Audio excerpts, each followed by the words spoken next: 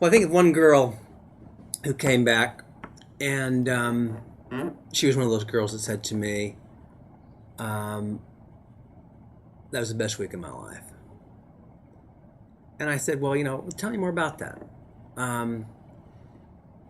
She said, well, these boys, and then it was just boys, there were no girls there yet. These boys are just so happy. And these boys were so loving. And I said to her,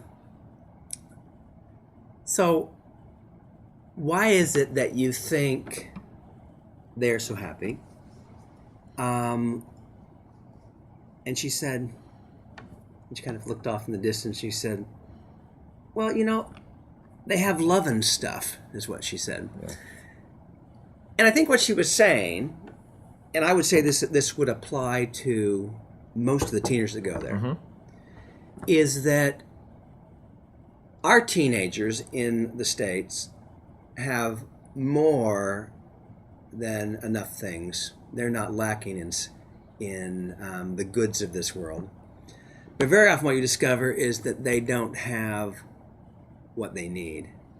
I think what she was saying is, here's a group of boys who have very little stuff, 2 pairs of shoes and 2 sets of clothes, but they have what they most need, which is love and stuff. And that's what she was experiencing. She was experiencing a community where there is this kind of love and connection. And she's then down there with a group of teenagers who are experiencing this kind of love and connection. And what she's having, I think, is an experience of the way God intends this world to be. So when she comes back,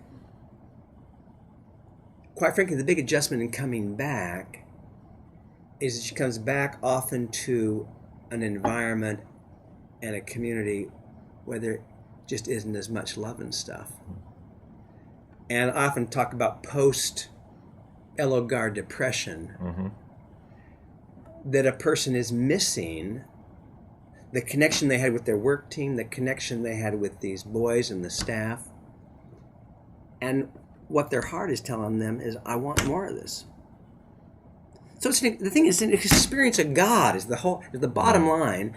I have a colleague in this diocese, another priest, and we often say that we just ought to take all of our confirmation programs and throw them away and just require all of our kids to spend 1 week at Hogar. That's where they would encounter God. That's what they would discover what it means to be a follower of Jesus.